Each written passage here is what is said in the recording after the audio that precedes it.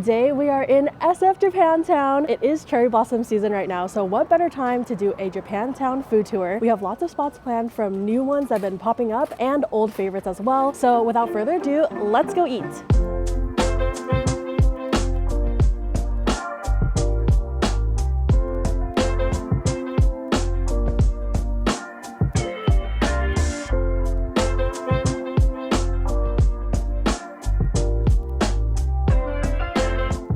For our first stop, we went to Jina Bakes, and they're really well known for their specialty pastries as well as their drinks. I actually featured them in a video like I think almost 3 years ago now, and I really like their injomi croissant as well as their kaibijin croissant, and their cream puffs are really good too, but I believe they only have those on the weekends. Today we ended up getting the signature injomi croissant, and I saw that they have one that's a chocolate injomi croissant, so I couldn't pass that up. All right, let's rip this open.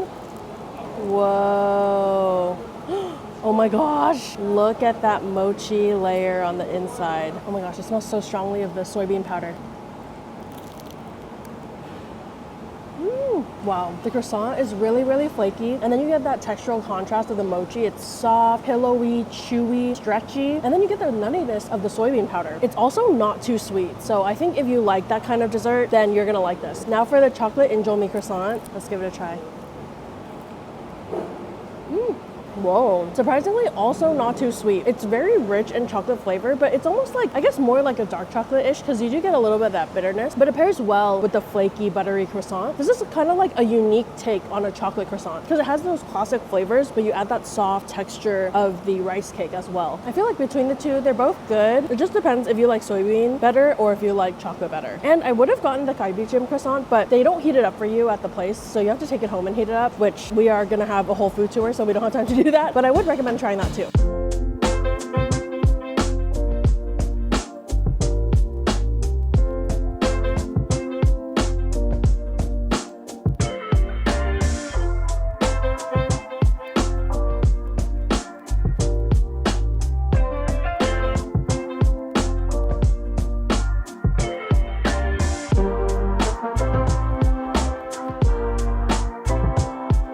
Okay, we are in line for Sobakatsu, which is the next restaurant we're gonna eat at. And I heard they only have like 11 seats in there, so that's why we're lined up about 40 minutes before they open. But we brought a little matcha with us to enjoy. So we went to Maruwu Seicha, and I got a matcha latte with matcha foam. So it's like a double matcha situation. Let's mix it up.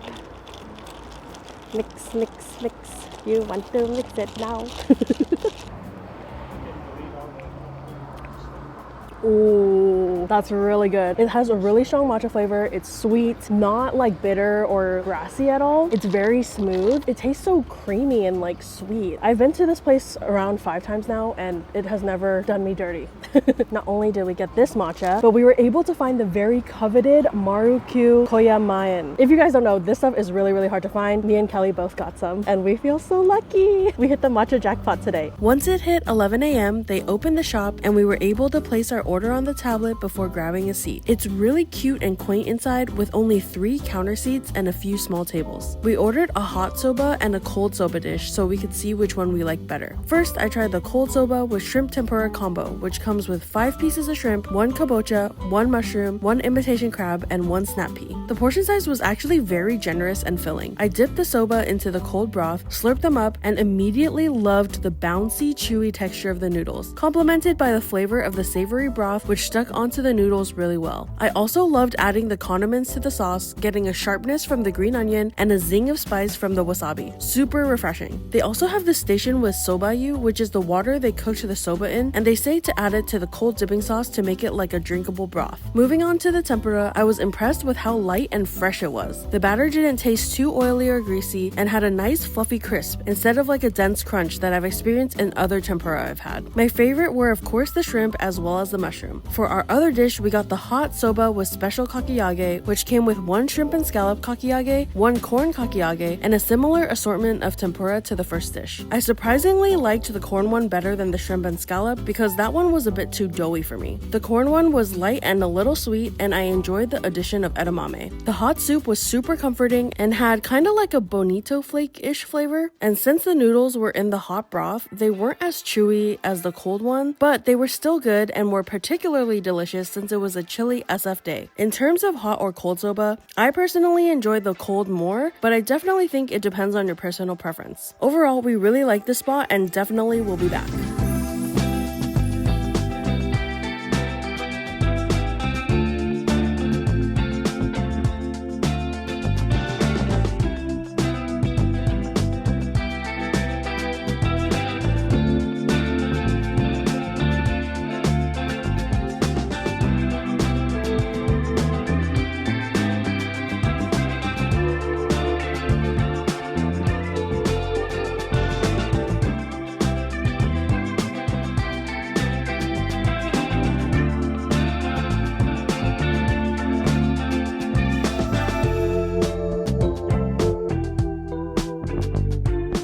Our next stop was Yasukochi's Sweet Stop. It's actually in the Mira grocery store and they're known for their crunch cake. Look at this slice. It's beautiful. And they gave us these little forks. Look how small.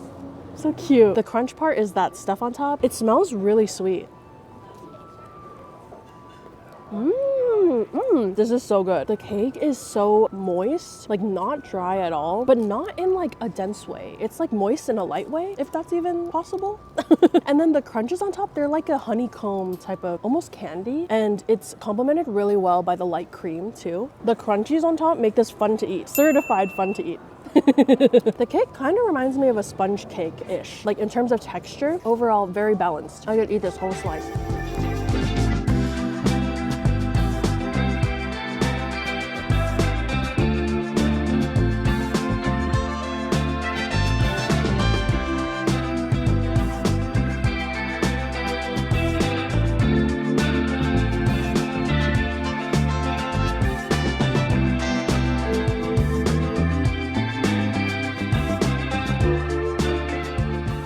We got some onigiris from Kissako Tea stand, and they have other goodies there, like they have a display case of mochi as well as drinks, and they even have udon there and donburi. But today we just went with their made-to-order onigiri, and this one is the spicy salmon. It makes you feel like 7-Eleven, you know? Except these are made to order, so they're more fresh, like it's warm. Whereas the 7-Eleven ones, they're like in the fridge. Oh wow, this is actually really hot. Borderline burning my fingers, but that's how you know it's fresh, I guess.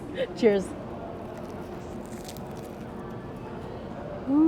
Oh, the spice is building as I'm eating more of it. The filling, I feel like they definitely could put more. There's not like that much in there, but still a solid option. I mean, for less than $4, it's a pretty filling snack. I also got a spicy spam one, and it has spicy furikake with sesame seeds. Oh, I'll never get tired of opening these. It's so fun, and it helps keep the seaweed nice and crispy. Look at that. Oh my gosh, it looks so flavorful. I like this one better. It has more flavor since like their seasoning is like distributed throughout the rice, and it has the salty spam, crunchy seaweed. You can't go wrong with spam. It's always good. Interestingly enough, even though we got two different kinds of spicy ones, the spice in them is also different. Like this spice is more of like a togarashi spicy, whereas the spicy salmon is kind of more like a sriracha spicy. So it's very interesting.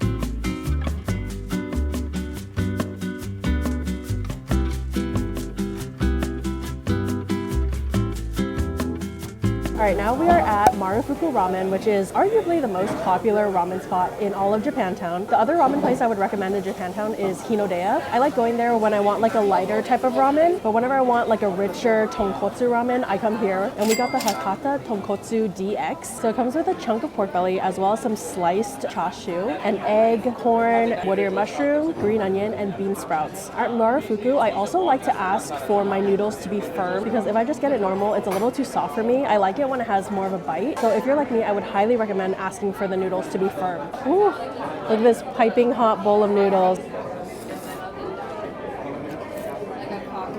Wow, the noodles have a nice bite to it. They're like really thin, so they have this nice texture and they carry the flavor of the broth really well. Let's try a piece of chashu.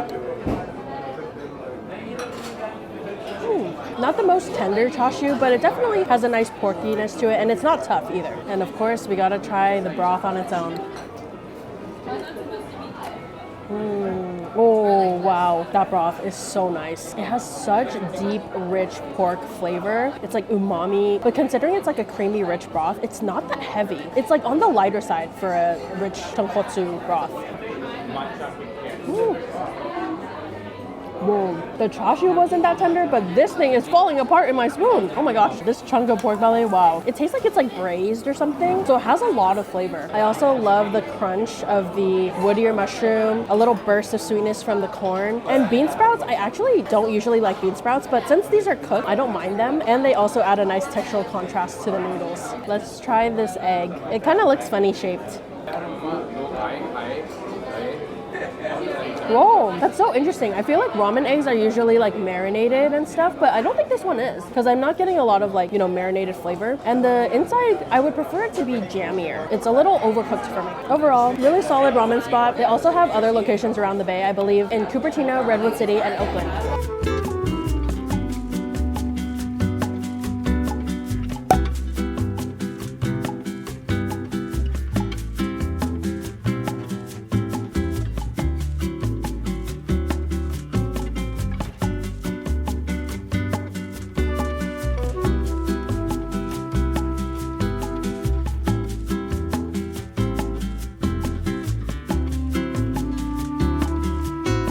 We just got a crepe from Sophie's Crepes, and this is one of 2 crepe places in this mall. So after this, we're gonna do a taste test of the other one and see which one's better. I've had both of them a long time ago, so I need to refresh my memory.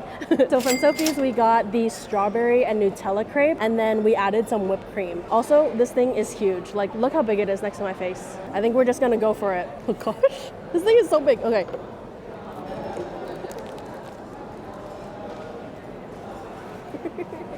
What, do I have something on my face? The crepe is so thin, like paper thin, so it's crispy and it goes really well with the whipped cream and the fresh strawberry. And of course the Nutella adds that nice sweet chocolatey hazelnut flavor. I mean, kind of can't go wrong with Nutella and strawberry, but I really like the texture of the crepe. Now I'm curious to see how the other one will compare to this, because this is already really good.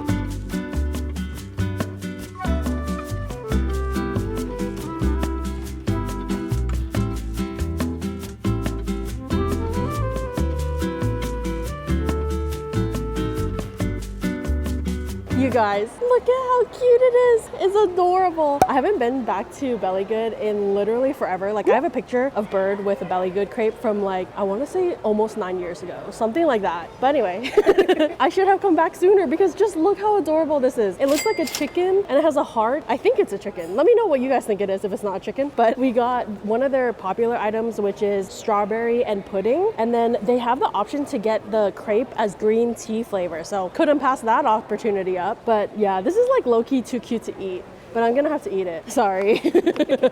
I can already tell too because we were watching them make both crepes, and this one, they don't leave it on the griddle thing for as long as Sophie's. So I have a suspicion that this one is gonna be softer because Sophie's was really crispy. But let's give it a try.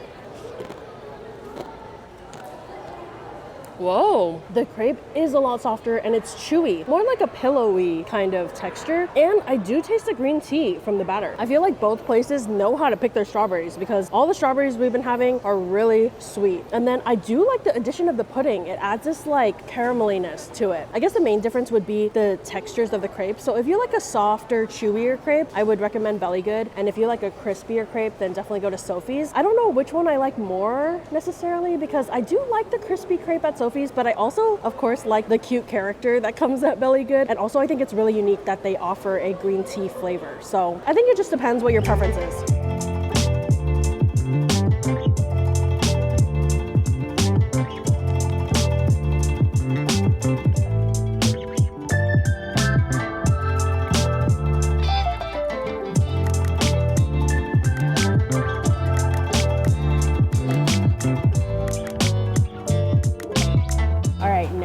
are at Yakitori Enomasa. This place actually is from Tokyo. They've literally been in Tokyo since 1924, over 100 years. So I'm really excited because San Francisco is their first location expanding to the US. First up, I'm gonna try the chicken gizzard. This is one of my favorite types of skewers to order. Oh my god. It took a bit of force to get it off, but once I did, it was quite tasty. It has that nice crunch that I love from gizzard. Like, I just really like the texture of it, and it kind of has that gizzardy flavor, but I like it. And this one is just made with simple like salt seasoning, and I think it really lets the flavor of the gizzard shine. Solid one to start with. Next, I'm gonna try the negima. It's the chicken thigh with Japanese scallion.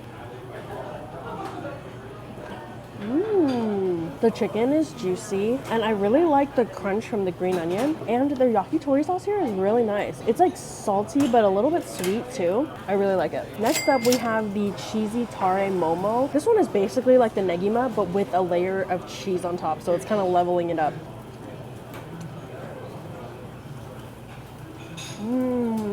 I low-key like this one even more than the negima. It just has everything that I love from the negima, and then added the creamy layer of cheese, which I believe they torch it as well, so adds a little smokiness. I might like this one the best so far, especially because it's like more unique. We also got the kara miso buta. It's pork belly with spicy miso. I'm just gonna put some of this spicy miso on top. That looks good.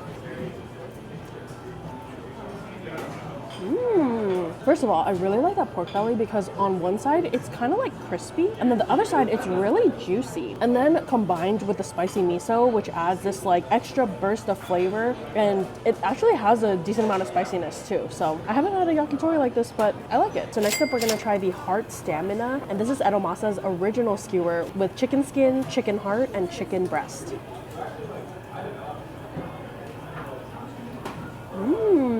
I wouldn't usually order a chicken heart skewer, but I feel like the way they blended it with the chicken skin and the chicken breast, I actually really like it. Because when you eat heart by itself, I feel like it can have a really strong flavor, but blending it with the other parts of the chicken help like mellow it out. And also, surprisingly, the chicken breast is not dry. I can see why this is their like signature original skewer. Before we have our next skewer, I'm gonna have some of the takitomi gohan. It's seasoned rice with green onion, daikon sprouts, and sesame seeds.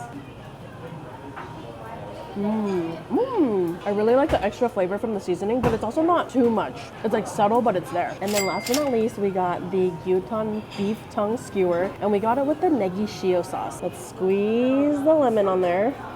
I am an onion fiend, and they really loaded on the onion, so I'm so excited.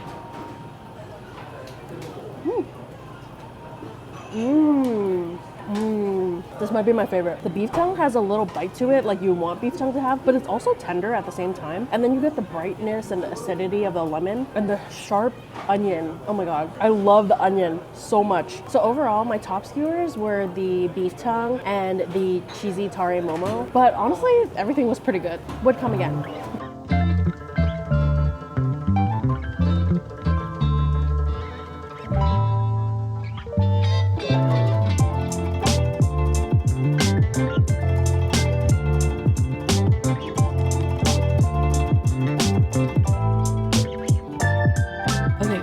Went to Sasa. We were deciding between Sasa and a few other sushi places. Like Tenroku has conveyor belt sushi and Hikari has bullet train sushi, so those are more for the experience, but we were kind of more in the mood for like omakase, so that's why we went with Sasa. So I ordered an appetizer. It's called uni spoon, and so I think when you eat it at the restaurant it comes in a spoon, but then since we got it for takeout they put it in this little like plastic sauce container. So this has uni, of course, with quail egg, ikura, and kaluga golden caviar, and even a little layer of rice on the bottom too. Cheers.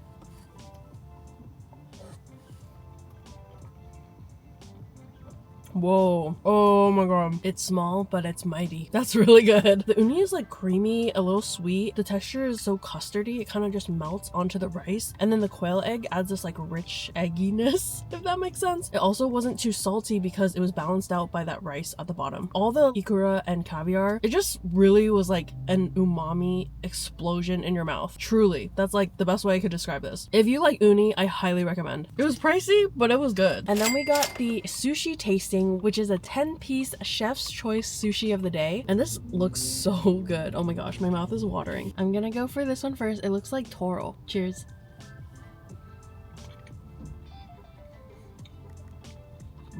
That is so nice. The fish is like butter. The rice is also really well cooked. Like it has a little chew to it, but it's not mushy and it's also not hard. So perfect texture. Wow, really good. Next, let's try this. It looks like maybe like a torch salmon type of thing.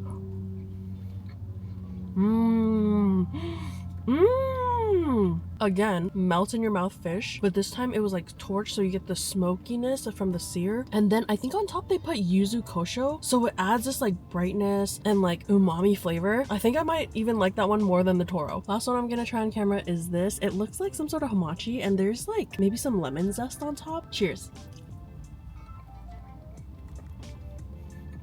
That one was not melt in your mouth like the other two. Like it did have a little bite to it, but I do think it was lemon zest on top, which really like brightened my palate. So I really enjoyed that. But I wanted to mention a few places that I really love, but we just didn't get a chance to feature in this video. So for udon in Japantown, I'd recommend Udon Mugizo. I would also recommend Deho for the Kaibijin, Matcha Cafe Maiko for their matcha ice cream, Takoyaki Yamachan for their takoyaki, and right next door they have Mochi Donuts at Mochill. And then if you're looking for a good happy hour deal, I would recommend No Baru. They have 50% off all their chicken skewers and $5 sashimi as well. But yeah, everything we ate today was really good. I think my top #1 pick would have to be the cold soba with the shrimp tempura from Sobakatsu. What do you think, Kelly? What was your fave? I completely agree. I think the soba from Sobakatsu was really good, and everything was really fresh, really handmade. The best. I definitely recommend. And make sure to check out the merch at shopfeedmeme.com. Let me know if you'd want to see like a Japantown San Jose tour, or maybe food tours in different parts of SF. Comment your suggestions below, and yeah, we'll see you guys in the next one. Bye.